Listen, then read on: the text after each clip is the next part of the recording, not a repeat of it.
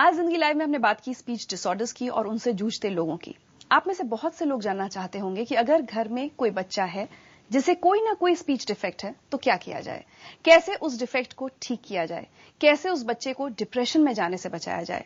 ऐसे सारे सवालों के जवाब देने के लिए हमारे साथ हैं डॉक्टर सजीव अदलका, जो कि स्पीच एंड हियरिंग स्पेशलिस्ट हैं। डॉक्टर सजीव, बहुत बहुत स्वागत है आपका जिंदगी लाइव में। Thank you. सबसे पहला सवाल जो किसी भी आम आदमी के दिमाग में आता है कि जितने भी स्पीच डिफेक्ट्स हैं, अगर बच्चा हकलाता है या तुतलाता है, ये पैदाइशी होते हैं बाय बर्थ या बच्चा अक्वायर कर लेता है उनको? सिंपल सी चीज बताऊं, hearing is inborn behaviour. Speech एक लर्न्ड बिहेवियर है जो हमारी जिंदगी में बाद में आता है। तो अगर लर्न्ड बिहेवियर है तो ये बाद में ही आया है और उसके काफी सारे कारण हैं जो हम अभी स्लाइड में दिखा लेते हैं। सबसे पहला कॉज है फैमिली हिस्ट्री। फैमिली हिस्ट्री का मतलब अगर परिवार में किसी को हकलाहट या तुतलाहट है तो जाने अनजाने में बच्चा सीख गया। फिर आता है illness like typhoid, meningitis, high fever. इसके बाद फिर आता है पर्पस इमिटेशन, यानी जानबूझ के बच्चा मजाक मजाक में नकल कर गया। और कई बार पेरेंट्स ने बड़े शौक से बच्चे से पूछा भी कि कैसे करता है, जरा करके दिखाना। अब वो बच्चा एक एंटरटेनमेंट का साधन बन गया घर पे, बट अननोइंगली पेरेंट्स ने उस बच्चे को स्पीच डिसऑर्डर का केस बना दिया। तो चलिए, प्रॉब्लम्स की तो बात हो गई, अब solution wise catch them young, but ये हर उम्र में ठीक हो सकता है। Stammering is not a disease, कोई रोग नहीं है, बीमारी नहीं है जिसके लिए कोई शॉर्टकट, कोई पिल मिल जाएगी। जो भी मेडिसिन या पिल दी जाती है वो एंजाइटी लेवल लो करने के लिए दी जाती है। और mostly it works as a placebo. Placebo का मतलब है this has no direct bearing on the problem, but the person thinks और the family member thinks it is working, और वो काम करती है।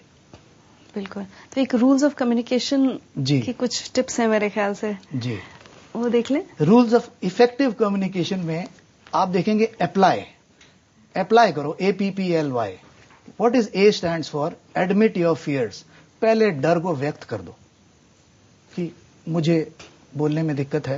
अब छुपाने के लिए कुछ बचा ही नहीं। तो दिमाग में ये आएगा, हाय मैं स्टैमर कर गया तो दूसरा क्या सोचेगा, मैं तो पहले ही बोल बैठा हूं। और ये हम बड़ा कॉमन देखते हैं। अब second P is push your self into communicative situation. अपने आप को पुश करो उस कम्युनिकेटिव सिचुएशन में। दिमाग डरा रहा है लेकिन थेरेपी कहती है घुसो। Then third is practice neuro muscular coordination. That means अच्छा स्पीकर बनने के लिए जो बेसिक कम्युनिकेशन आर्ट है वो एक्सरसाइजेस की फॉर्म में है, वो करो। और चौथा चीज क्या है, let your mouth cavity be loose. अगर मुंह, माउथ कैविटी जो जॉ है, टंग है, ये अगर लूज रहेगी तो वर्ड फ्लो करके निकलते हैं अपने आप। And last is Y, that is yes I can do it attitude.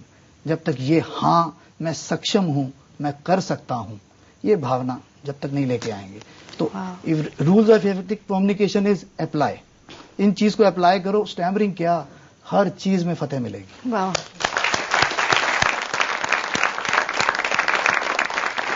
Doctor Adlaka, thank you so much for coming on the show. एक तोहफा है जिंदगी लाइफ की तरफ।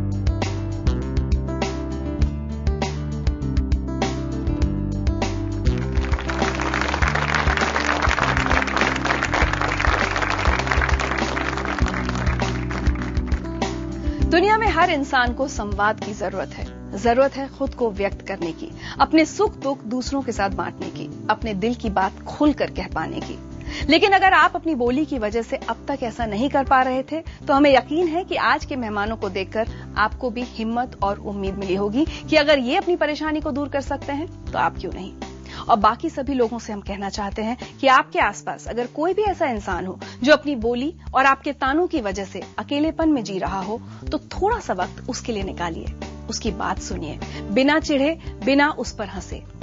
आपके दिन के 5 मिनट शायद उसका पूरा दिन बना दे, शायद उसको जीने की हिम्मत दें और शायद उसकी बेरंग जिंदगी को लाइव कर दे।